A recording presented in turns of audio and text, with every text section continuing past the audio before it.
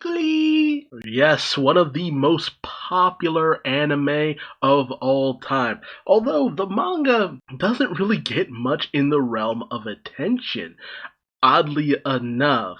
But the anime was just such a monster because, especially in America, the American population just had never really seen something that was so out there, so wild, so weird, so wacky, so outrageous, and sometimes a little sexual to a certain degree, as we have Haru Haruka enter the life of Naota Naobada, whose name I literally just butchered, his last name at least, who has been living this melancholic life ever since his brother went away to America to play baseball. And Naota has been trying to act as a grown-up, pretend to be a grown-up, as well as trying to court, I guess you could say, his brother's girlfriend, possibly? It's always made to seem as though they were in a relationship, but I always thought that it was that Mamimi had a crush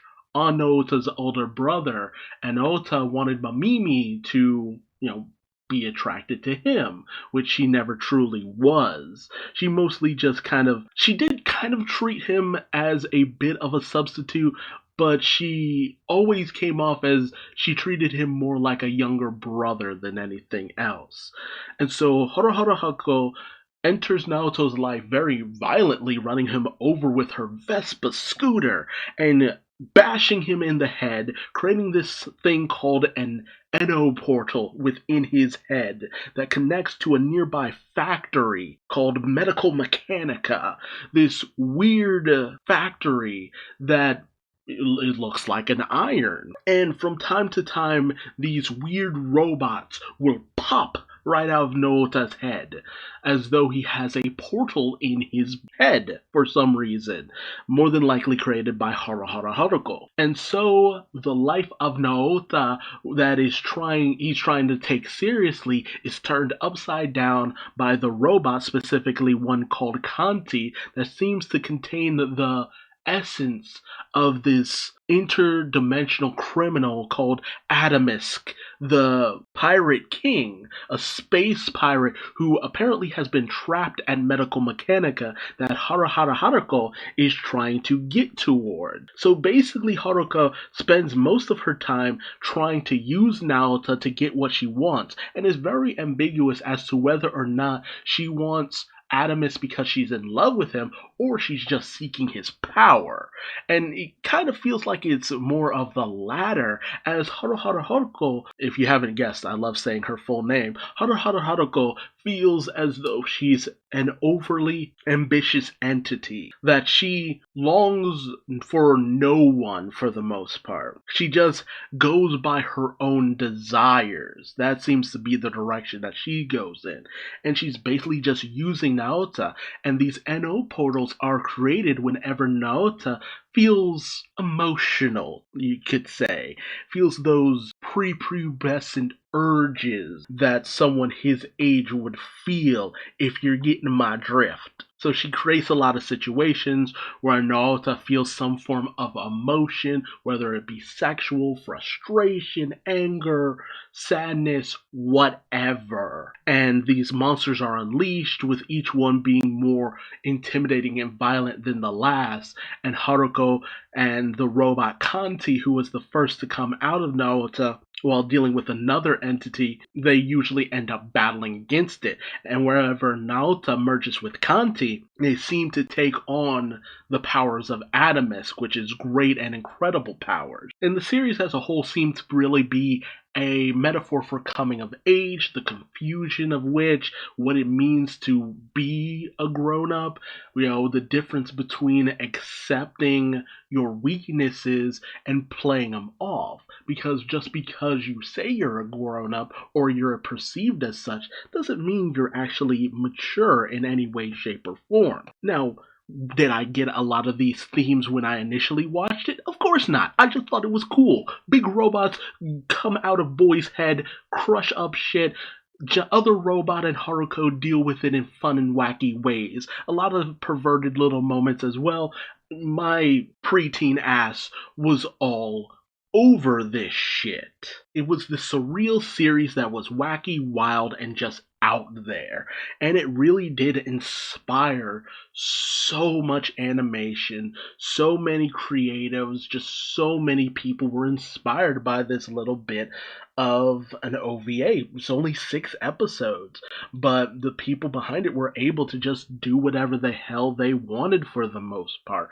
And it was really a juggernaut on Adult Swim slash Toonami and all that good stuff. So it wasn't a surprise when it eventually received a sequel almost 10 years later with Fooly Cooly Progressive, originally released in America as a OVA series as well, but mostly a altogether movie for the most part. This one seeming to take place sometime after the original, with no Naota around, but this time with the main character being a girl named Hidomi Habajiri. And Hidomi is very disconnected from the rest of the world. Her father has left her, and she works at her mother's diner.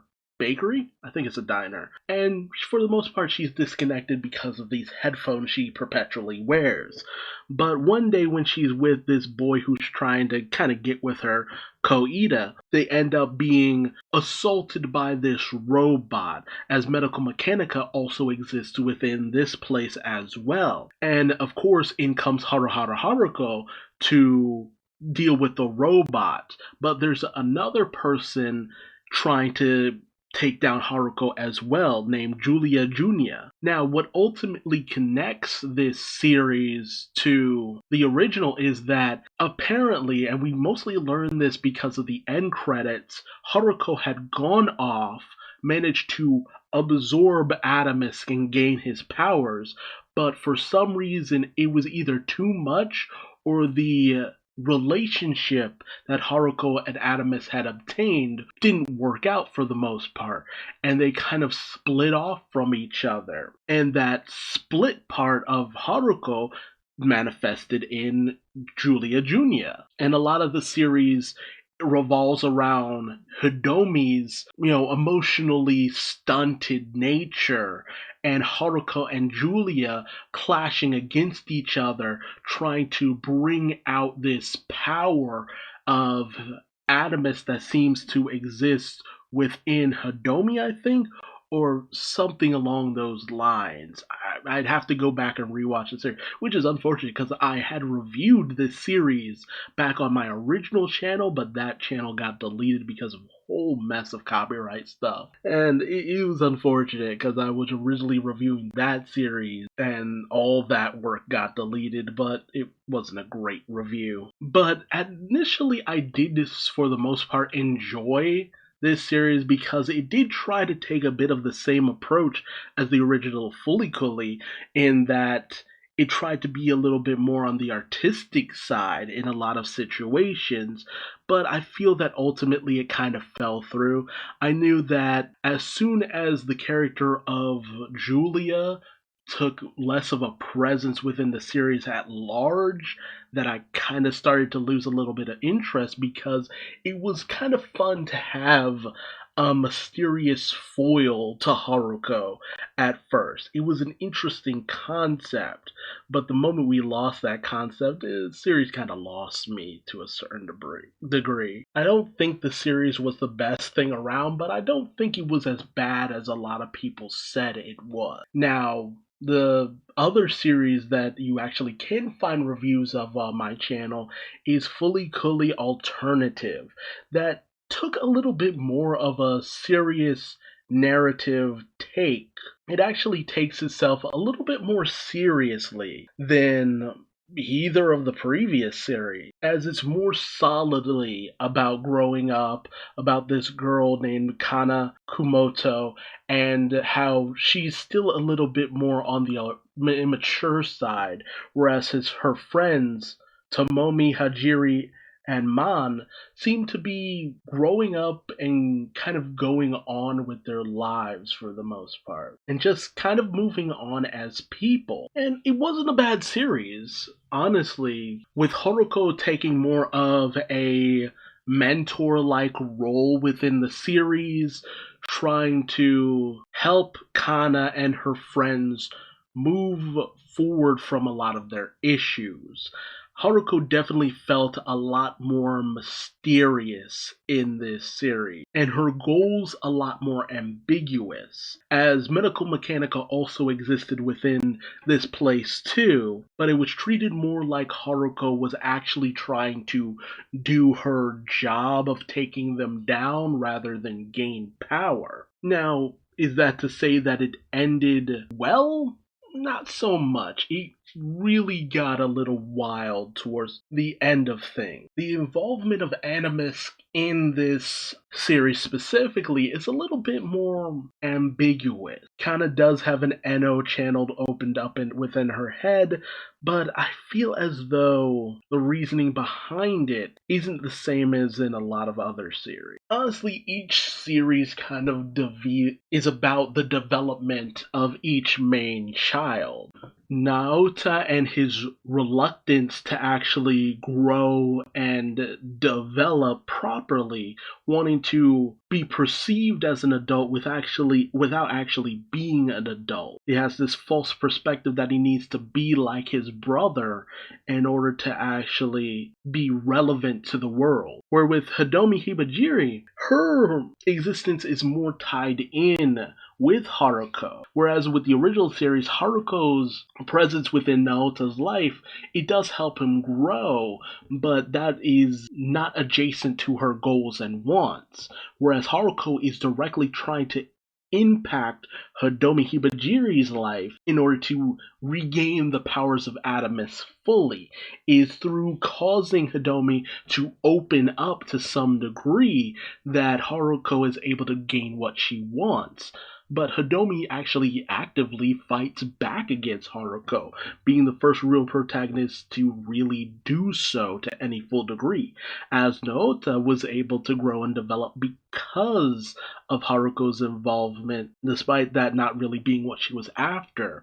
Hidomi grows because she learns to not repress her feelings so much and have a more brighter outlook on life, willing to actually see things in a lighter perspective. When it comes to Kana, Kana ultimately has to accept her more childish nature, with Haruko actually actively in this series trying her best to stop Medical Mechanica. That's the real difference. Haruko was actually trying to, for the most part, do her job in the third series and for the most part save the world, which she ultimately does through the help of Kana and because of Kana's strong emotions, but as well, that's not ultimately what's relevant to Kana, as Kana even uses the powers of Adamus, but why the power existed within Kana to begin with is very much unknown.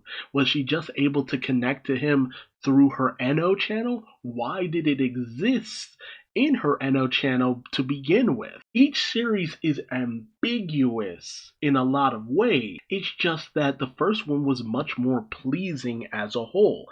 There was a lot more to chew on for most people. There was a more clear direction.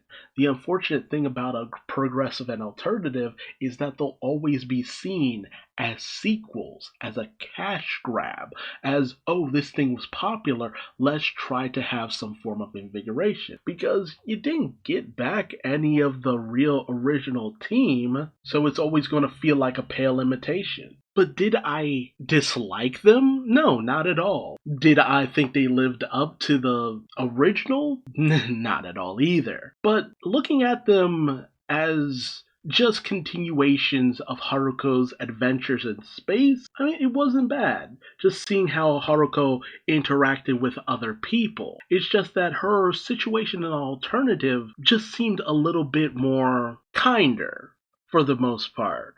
And it really did make me question what was the angle she had in progress alternative? Where was she trying to go with all of this? It seemed to be very much outside of her usual MO, and that's what really had me intrigued. But did these stories need to exist? Nah, not really. I feel as though they were a little bit more constrictive than the original series, which had more of a open interpretation, where a lot of the animators and writers were allowed to just kind of go wild for the most part.